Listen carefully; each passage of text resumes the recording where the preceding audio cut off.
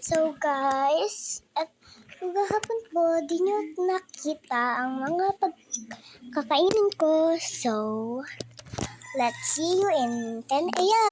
So guys, eto po, nandito po ako sa kusina para po kumain ng mangwan. Mangwan ba po ito? Guys, ay ba ito? Walang akong babasagin.